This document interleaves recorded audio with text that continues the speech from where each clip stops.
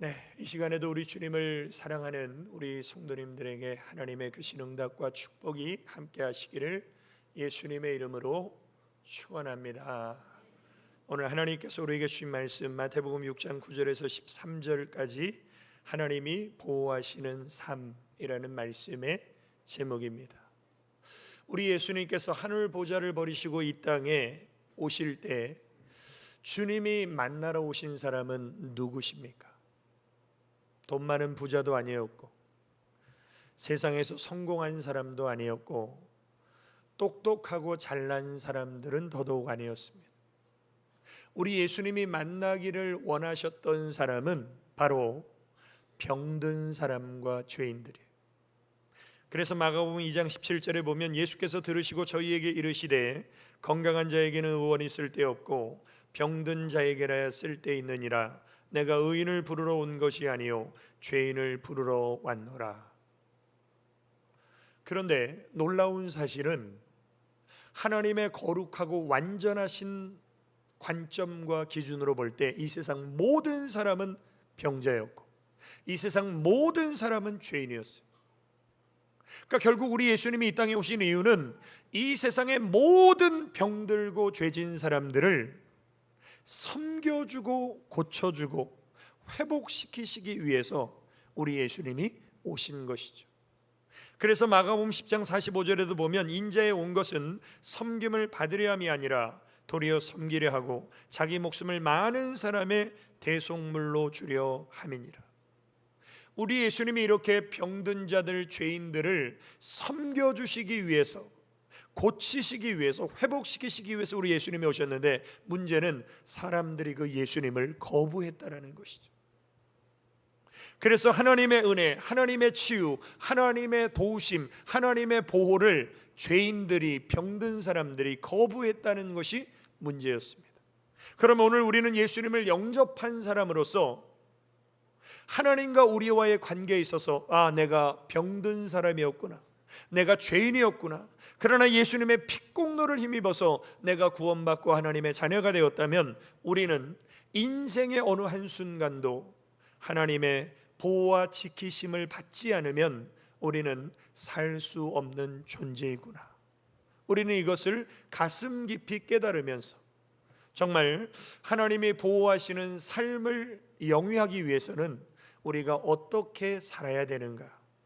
첫 번째로 하나님이 보호하시는 삶은 회개와 용서를 통해 죄 문제를 해결받는 것입니다. 우리 인생의 두려움, 불안, 걱정, 이 모든 부정적인 감정의 근원 속에는 죄라는 문제가 있습니다. 그래서 우리 예수님은 죄 문제를 해결하시기 위해서 이 땅에 오셨죠. 자, 그래서 우리가 죄 문제를 해결받는 길은 하나님과의 관계에서는 회개를 해야 되고 사람과의 관계에서는 용서를 해야 됩니다. 그래서 하나님이 보실 때 이 세상 모든 사람은 크게 두 종류로 나눌 수 있습니다. 하나는 죄를 범하고도 죄를 범하지 않았다고 생각하는 사람이며 또 하나는 죄를 범한 후 자신의 죄를 깨닫는 사람이다. 이 두 종류의 사람의 공통점은 뭡니까? 다 죄진 사람이에요. 차이점은 무엇입니까? 한 종류의 사람은 죄를 짓고도 죄를 짓지 않았다라고 생각하는 사람이고 한 종류는 죄를 범한 후 자신의 죄를 깨닫는 사람입니다. 그래서 나는 죄가 없어, 나는 깨끗해, 나는 의로워, 나는 바르다 이렇게 생각하는 사람은 정말 큰 문제를 가진 죄인이에요. 그래서 빛은 어두움을 몰아내죠. 빛 대신 예수님이 이 죄악된 세상에 오셨을 때 그 빛을 보면 볼수록 어떻습니까? 내 죄가 드러나는 거예요. 그래서 자신의 죄를 깨닫고 주님 앞으로 나오는 사람이 있고 그 빛을 싫어서 그 빛으로부터 멀어져 가는 사람이 있어요. 그런데 그 빛을 통해서 자신의 죄를 깨닫는 사람에게 나타나는 것이 뭐냐면 회개라는 것입니다. 그리고 그 회개하는 사람을 하나님은 용서해 주시죠. 결국 이 세상의 모든 사람은 용서를 받아야 되는 존재인 동시에 용서를 해야 되는 존재라는 것입니다. 아마 우리 성도님들 지금까지 살아오면서 누군가로부터 상처를 받은 경험이 다 있으실 거예요. 누군가 때문에 큰 아픔을 겪으신 경험이 한 번 이상은 다 있을 겁니다. 그런데 반대로 우리는 누군가에게 상처를 주며 살아왔어요. 우리는 누군가에게 아픔을 주며 살아왔습니다. 사람의 문제가 뭐냐면 내가 상처와 아픔을 준 것은 쉽게 잊어버려요. 그리고 내가 상처와 아픔을 받은 것은 평생을 기억하며 살아갑니다. 그런데 어떻게 보면 그게 불행하게 사는 비결이에요. 내 인생이 불행하고 싶다면 내가 받은 상처와 아픔을 계속 묵상하며 살면 그 인생은 불행해져요. 결국 우리가 하나님의 말씀을 통해서 알 수 있는 것이 무엇이냐면 이 세상의 모든 사람은 불완전하기 때문에 상처를 주고 상처를 받으며 아픔을 주고 아픔을 받으며 우리는 지금까지 살아왔다는 거예요. 그래서 모든 사람은 죄인이라는 것입니다. 자, 그러면 이 세상에서 가장 하기 힘든 두 가지가 있습니다. 첫째는 미운 사람을 사랑하고 용서하는 것입니다. 정말 세상 표현으로 꼴도 보기 싫은 사람이 있잖아요. 그런 사람을 사랑하고 용서하는 것은요, 인간의 힘으로 불가능합니다. 만약 누가 내게 공격을 퍼붓고 나를 비난하는데 그 사람을 향해서 관용과 미소를 지을 수 있는 사람은 그 사람은 정말 주님의 마음을 가진 사람. 미국의 토마스 제퍼슨 대통령이 서재에 이런 글이 적혀 있습니다. 화가 나면 열을 세라. 남을 죽이고 싶으면 백을 세라. 인간의 마음에는요, 분노가 있어요. 화가 있어요. 그런데 이 분노와 화의 감정은 사실 살아있는 사람에게는 자연스러운 것입니다. 그런데 분노나 화는 굉장히 위험한 것일 수 있어요. 그래서 영어를 보면 굉장히 특이한데 이 화라는 앵거는 위험이라는 데인저의 한 그 알파벳만 빠지면 화가 되는 거예요. 그러니까 화는 위험한 것이에요. 화는 죄와 연결되기가 쉽습니다. 그래서 하나님께서 성경을 통해서 우리에게 분노에 대한 말씀을 하실 때 뭐라고 말씀하셨냐면 분을 내어도 죄를 짓지 말며 해가 지도록 분을 품지 말고 마귀로 틈을 타지 못하게 하라. 그러니까 우리 안에 있는 화나 분노의 감정은 죄 짓는 일에 연결되기 쉽다는 것을 경고한 것이고, 또 분노의 감정을 내가 조절하고 다스리지 않고 그 분노의 마음을 품고 있으면 마귀가 그 사람을 아주 쉽게 빈틈 타고 들어오게 된다. 그래서 우리 안에 있는 화나 분노의 감정이 또 육체의 막 병으로 이어지죠. 화병. 그래서 오늘 예배드리는 우리 모든 성도님들은 내 안에 있는 분노와 화의 감정을 조절하고 정말 나에게 상처를 주고 내 마음에 미움이 있는 사람들을 사랑하고 용서하는 주님의 마음을 품으시기를 주의 이름으로 축원합니다. 두 번째로 우리가 이 세상 살아가면서 하기 힘든 것 중에 하나가 뭐냐면 편안하고 행복한 삶 중에 자신의 죄를 회개하는 것이 어렵습니다. 우리의 삶이 너무나 편안하고 안락하고 행복할수록 우리는 회개하는 게 어렵다는 거예요. 그래서 아무도 내가 지은 죄를 알지 못하고 추궁하지 않을 때는 내 잘못을 고백하기가 어렵습니다.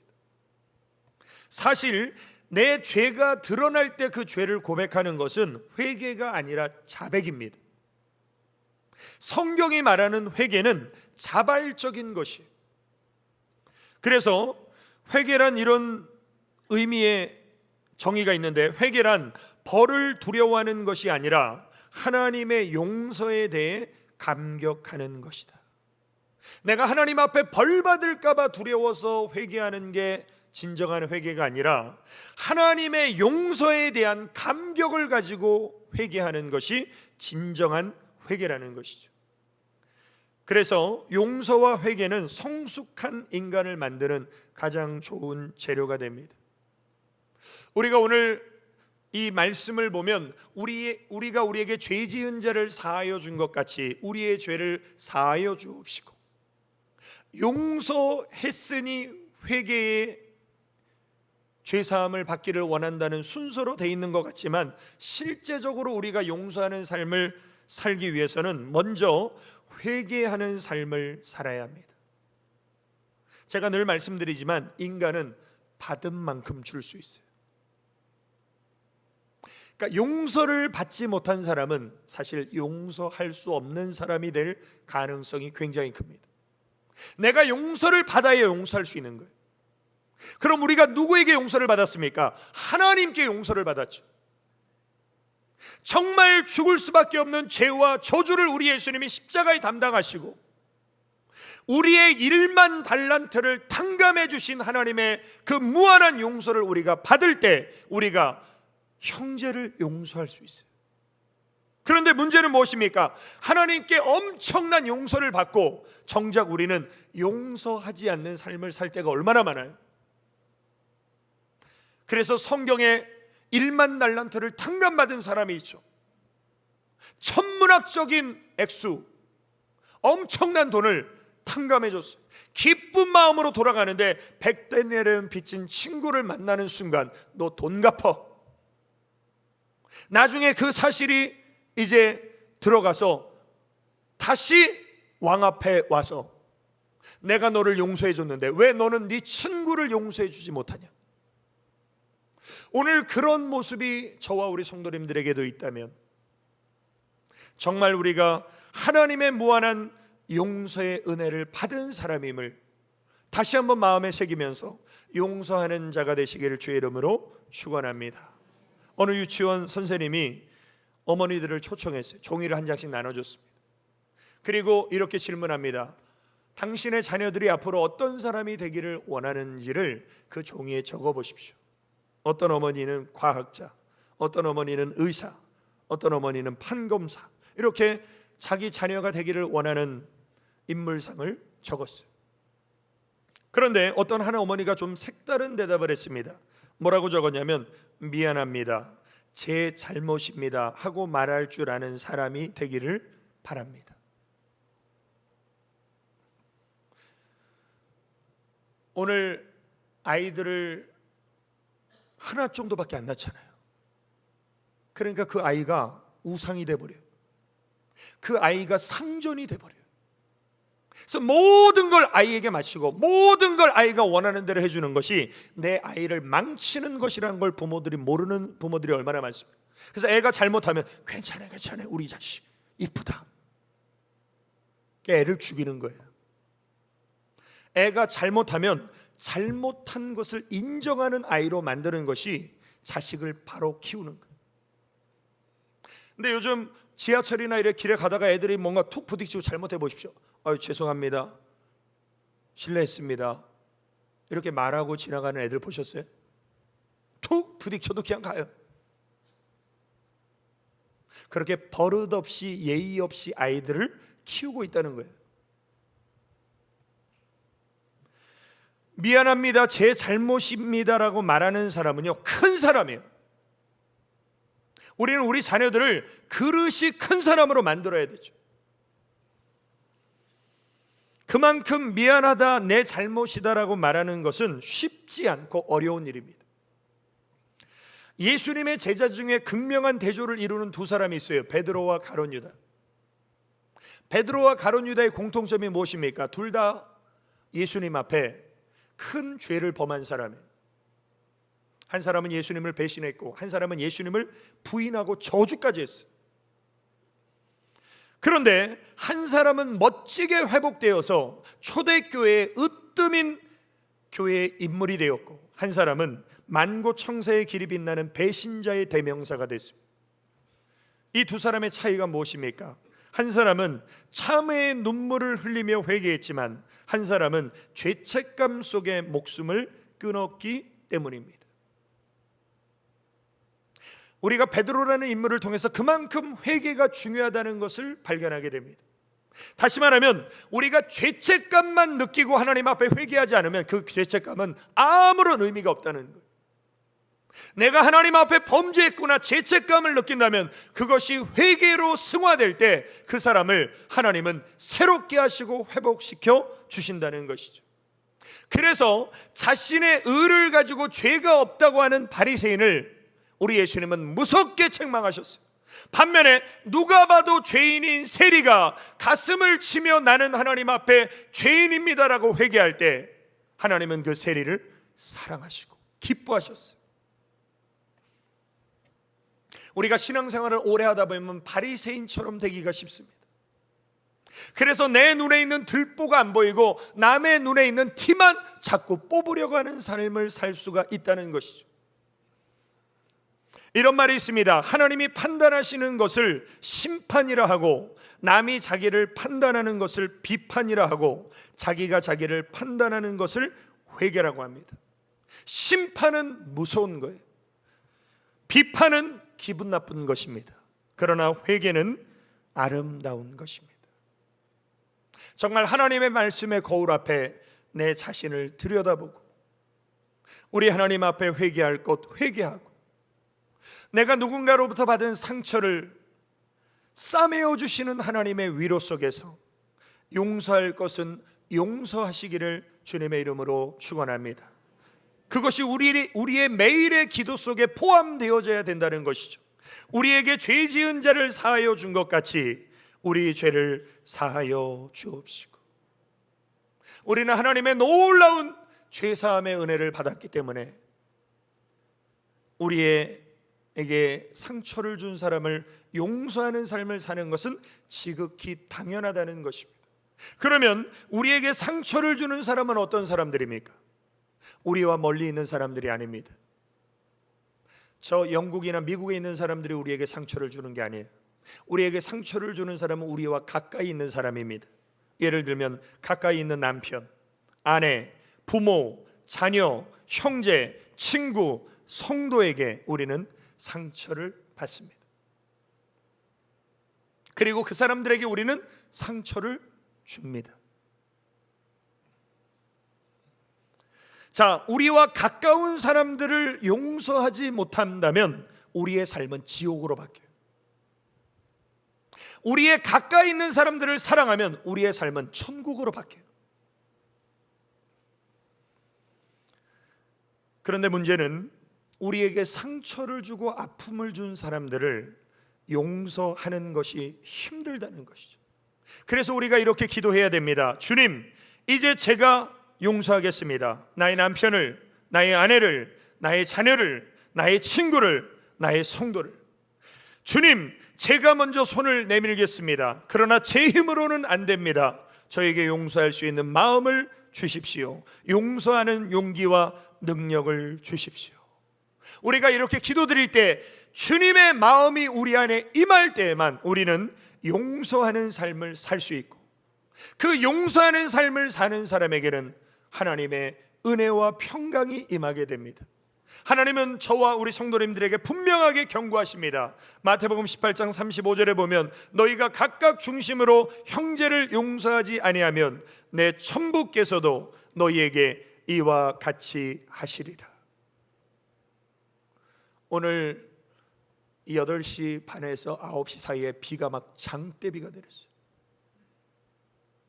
그 비가 막 내릴 때 이 세상의 모든 먼지들이 다 씻겨져 내려가듯이 오늘 이 예배 시간에 성령님의 기름 부으심이 내 심령에 함께하여 내 마음의 용서가 안 되고 내 마음의 상처와 아픔과 미움의 모든 영적인 찌꺼기들이 성령의 강물이 흘러넘침으로 다 씻겨져 내려가는 은혜가 있으시기를 주님의 이름으로 축원합니다. 두 번째로 하나님이 보호하시는 삶은 시련을 극복하고 유혹을 피하는 것입니다. 우리가 회개와 용서를 통해서 죄의 문제를 해결을 받았으면 끝나는 것이 아니라 그 다음으로 우리는 영적으로 승리하는 삶을 위해서 기도해야 합니다. 그 내용이 무엇입니까? 우리를 시험에 들지 말게 하옵시고 다만 악에서 구하옵소서. 우리 인생은 시험의 연속입니다. 우리가 회개하고 용서해서 죄 문제를 해결받았다고 내 인생의 평안함이 그냥 주어지는 것이 아니라 원수 마귀는 우는 사자와 같이 삼킬 자를 찾기 때문에 우리는 영적으로 깨어있지 않으면 또 다른 시험에 넘어질 수밖에 없습니다. 우리는 용서받은 기쁨을 누리는 것도 중요하지만 다시 범죄하여 쓰러지지 않는 삶은 더 중요할 수 있습니다. 요한복음 8장에 보면 가늠하다 현장에 잡힌 여인, 그 여인을 향해서 예수님이 처방하신 말씀이 무엇입니까? 나도 너를 정죄하지 아니하노니, 다시 말하면 간음한 죄를 용서하겠다는 말씀이죠. 그 다음에 하신 말씀이 무엇입니까? 가서 다시는 죄를 범하지 말라. 이 예수님의 마음, 예수님의 사랑에 감동해서 다시는 그 간음죄를 지지 않는 여인의 삶을 사는 여인이 바로 진실된 회개의 사람이에요. 그러나 내가 범죄해도 하나님 앞에 나가면 언제나 하나님이 용서해 주지, 그래서 또 죄짓고 또 용서받고 또 죄짓고 또 용서받아야지, 이런 마음으로 살아간다면 그 사람은 진정한 하나님의 용서의 은혜를 모르는 사람이에요. 나도 너를 정죄하지 아니하노니 가서 다시는 죄를 범치 말라는 말씀을 오늘 말씀으로 표현해 보면 무엇입니까? 너의 죄를 사하여 주겠다. 다시 시험에 들지 말아라. 오늘 사랑하는 성도 여러분, 끊임없는 시험의 연속이 우리의 삶에 주어질지라도 시험 들지 마시고 시험을 이기시기를 주님의 이름으로 축원합니다. 우리 인생의 시험은 크게 두 종류로 나눌 수 있습니다. 하나는 교육적 훈련으로서의 시험입니다. 우리가 학생들은 월말고사 보고 중간고사 보고 또 기말고사 보죠. 이 시험을 왜 치릅니까? 아이가 공부한 것이 얼마나 실력이 향상되었는가를 체크하는 게 바로 시험이죠. 마찬가지로 하나님이 우리를 훈련하시는 시험은 우리의 영적인 성장과 성숙을 위한 하나님의 테스트입니다. 이 하나님의 테스트를 대하는 우리의 자세는 어떠해야 됩니까?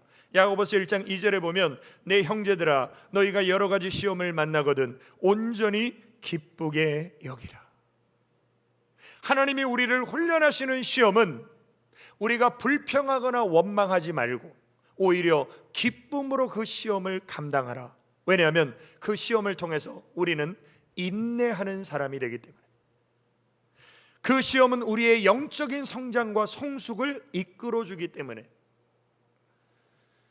그래서 이런 말이 있습니다. 안일함이라는 거목을 쓰러뜨림으로 하나님께 가는 길을 만들어주는 고통이라는 이름의 도끼는 얼마나 복된가.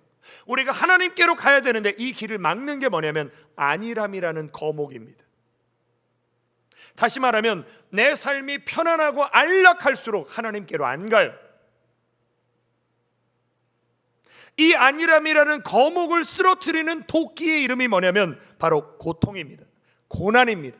문제입니다. 그래서 어떤 장로님이 전에 그런 말씀을 하시더라고요. 목사님, 제가 등 따시고 배불러지니까 새벽 기도를 옛날만큼 드리기가 참 어렵습니다. 굉장히 정확한 표현이에요. 우리는 등 따시고 배불러지면요 하나님을 안 찾아요.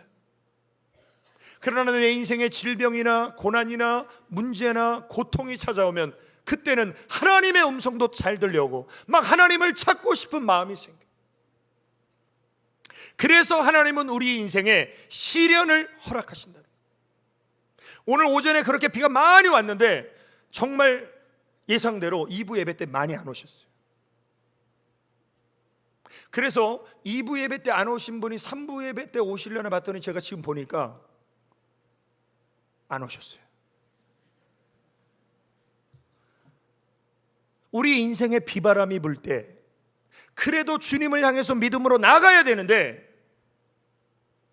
비바람이 몰아치니까 하나님께 나아가기를 포기하는 그런 신앙 가지고 어떻게 마지막 날의 환난을 이겨낼 수 있겠습니까? 오늘 우리 성도님들, 하나님이 우리를 연단하시고 하나님이 우리를 훈련하시는 시험은 꼭 인내함으로 견뎌내시기를 주의 이름으로 축원합니다. 두 번째 시험은 파괴적인 유혹으로서의 시험입니다. 이것은 원수 마귀가 우리를 시험하는 시험이에요. 이런 말이 있습니다. 하나님은 우리를 천국에 오르게 하기 위해 시험하고 훈련하시지만 사탄은 우리를 지옥으로 끌어내려가게 하기 위해서 유혹하고 시험한다. 그러니까 하나님의 시험은 우리가 인내하고 견딜수록 천성을 향해 올라가는 거예요. 그러나 마귀의 유혹과 시험은 우리를 지옥으로 끌어내리는 거예요. 그래서 우리는 마귀의 시험은 분별해서 예수님의 이름으로 물리쳐야 되고, 마귀의 유혹은 어떻게 됩니까? 피하셔야 돼요. 그래서 다이어트 하시는 분들이 6시 이후에 식사를 안 하시잖아요. 그런데 저녁에 누가 맛있는 걸 막 치킨을, 피자를 막 사오시잖아요. 그럼 그걸 안 먹기 위해서 어떻게 해야 됩니까? 이를 닦아버리세요. 양치질을 하는 거예요. 어떤 분은 또 양치질하고도 드시고 한 번 또 양치질하지 이러고 드시는 분은 유혹에 넘어가는 분이에요. 자, 마귀는 우리의 영혼을 파괴시키기 위해서 유혹하는데 마귀의 3가지 전술이 있습니다. 그 전술이 뭐냐면 요한일서 2장 16절에 이는 세상에 있는 모든 것이 육신의 정욕과 안목의 정욕과 이생의 자랑이니, 이 3가지를 가지고 원수 마귀는 우리를 쓰러뜨리고 죄 가운데 빠지게, 육신의 정욕, 욕심, 또 안목의 정욕, 막 눈에 보이는 거에 좋아 보이는 것들에 미혹되어서 영적인 하나님의 나라를 못 보는 것, 또 이생의 자랑, 막 썩어질 것들, 돈 자랑, 힘 자랑, 지식 자랑, 이런 거 자랑하면서 주님 자랑을 잃어버리는, 이렇게 살도록 원수 마귀가 우리를 미혹하는데, 이 미혹에 결정적으로 넘어간 사람이 하와입니다. 하나님께서는 아담과 하와에게 동산 중앙에 있는 선악을 알게 하는 나무의 씨를 가는 먹지 말라, 정령 죽으리라 말씀하셨는데, 그렇게 말씀하셨다면 선악과를 보지도 말아야죠. 그런데 하와는 선악과를 봤어요. 그리고 그 순간을 틈타고 들어와서 마귀가 뭐라고 말합니까? 너 이거 먹으면 안 죽어. 더 결정적인 말은 너 이거 먹으면 하나님처럼 돼. 이 마귀의 말을 듣는 순간, 거짓말 사기를 듣는 순간 하와가 어떻게 됩니까? 여자가 그 나무를 본즉 먹음직도 하고, 이게 육신의 정욕이에요. 보암직도 하고, 이게 안목의 정욕이에요. 지혜롭게 할 만큼 탐스럽기도 한, 이게 이생의 자랑이에요. 그래서 그걸 덥석 먹어버리죠. 그리고 먹고 자기만 죽어야 되는데 어떻게 합니까? 여자가 그 실과를 따먹고 자기와 함께한 남편에게도 주매 그도 먹은지라. 원수 마귀가 지옥 갈 동물을 찾기 위해서 우는 사자를 삼킬 자를 찾듯이 죄는 어떤 특징이 있습니까? 혼자 안 죽어요. 같이 죽어요. 물귀신 작전처럼. 그래서 우리는 선줄로 생각하지 말고 넘어질까 조심하라.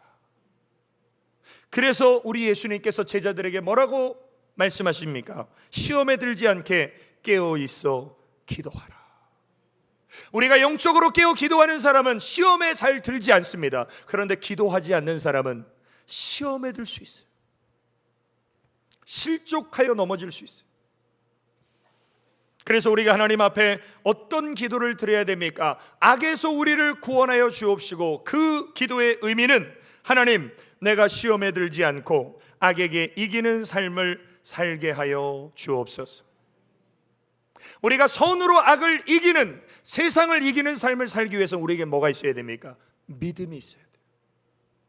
그래서 요한일서 5장 4절에 보면 대저 하나님께로서 난 자마다 세상을 이기느니라. 세상을 이긴 이김은 이것이니 우리의 믿음이니라. 믿음만이 세상을 이기는데 믿음은 어떻게 생깁니까? 로마서 10장 17절에 보면 그러므로 믿음은 들음에서 나며, 뭘 들어야 믿음이 생깁니까? 그리스도의 말씀으로 말미암았느니라. 이 예배 가운데 우리 모든 성도님들이 하나님의 말씀을, 그리스도의 말씀, 진리의 말씀으로 들으면 우리 안에 믿음이 생기고, 우리 안에 믿음이 있을 때 세상을 이기는 것이죠. 그래서 우리는 선한 싸움을 싸우는 예수 그리스도의 우리는 좋은 군사들인데, 주님의 군사로서 우리가 살아가려면 어떤 원칙을 가져야 되냐면, 예수 그리스도의 좋은 군사는 고난은 맞서 싸우고 유혹은 피해야 합니다.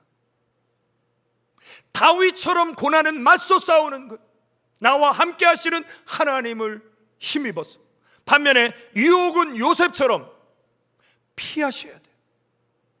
보디발의 아내는 마귀와도 똑같습니다. 날마다 요셉을 유혹하는데 요셉이 어떻게 합니까? 함께 있지도 아니하고 듣지도 아니하더라. 이게 유혹을 이기는 비결이에요. 오늘 우리 성도님들, 앞으로의 우리의 남은 생에 여러 가지 시험이 닥쳐올 때 하나님의 훈련으로서의 고난은 인내하시고, 마귀의 유혹으로서의 시험은 피하는 지혜가 있으시기를 주님의 이름으로 축원합니다. 결론입니다. 시험에 들지 않고 악에게 승리할 수 있는 삶은 성령 충만한 삶입니다. 라삐에게 어느 날 한 학생이 질문했습니다. 선생님은 어떻게 그렇게 평온하실 수 있는지 비결을 가르쳐 주세요. 선생님께는 여러 가지 시험이나 유혹이 닥치지 않습니까? 죄악의 물결이 파도치고 쾌락과 향락의 유혹이 있을 때 어떻게 대처하셨습니까? 그러자 라삐가 빙그레 웃으면서 이렇게 대답합니다. 너희들이 무엇을 말하는지 알겠다. 너희들을 괴롭히는 악한 죄의 유혹이 나에게도 없겠느냐, 있다는 것이죠. 그러나 그러한 유혹이 물밀듯이 밀려올 때 나는 사탄에게 지금 비어있는 자리가 없다라고 단호하게 말한단다. 그러니까 사단이 우리를 유혹해서 우리의 빈틈을 타고 들어오려고 할 때 나는 사단에게, 야, 빈자리가 없어. 내 안은 꽉 차 있어. 네가 들어올 자리가 없다. 이렇게 단호하게 말한다는. 그럼 우리 안에 뭐가 들어있어야 돼요? 에베소 5장 18절에 보면 술 취하지 말라. 이는 방탕한 것이니 오직 성령의 충만을 받으라. 오늘 우리 찬양대 찬양 가사 속에 맨 마지막 후렴에 무슨 찬양이 있었습니까? 감사와 찬양을 다 주께 드리리. 성령 충만한 사람에게 나타나는 것이 뭐냐면 감사예요, 찬양이에요. 내 안에 비어 있으면 원수마귀가 들어옵니다. 육신의 정욕, 안목의 정욕, 이생의 자랑을 우리 안에 막 집어넣어요. 그러나 내 안이 성령으로, 하나님의 말씀으로, 예수님의 보혈로 채워지면 원수마귀가 빈틈 타고 들어올 수 없고, 그 성령의 능력으로 세상을 이기는 우리 모두가 되시기를 예수님의 이름으로 축원합니다. 우리 기도드리시겠습니다. 아버지 하나님, 크신 은혜와 사랑을 감사드립니다. 참으로 악한 세상 속에서 하나님과의 관계를 회개와 용서로 회복하게 하여 주시고, 시험을 분별하여 고난은 맞서 싸우고 유혹은 피하는 지혜를 허락하여 주옵소서. 예수님의 이름으로 기도 올리옵나이다. 아멘.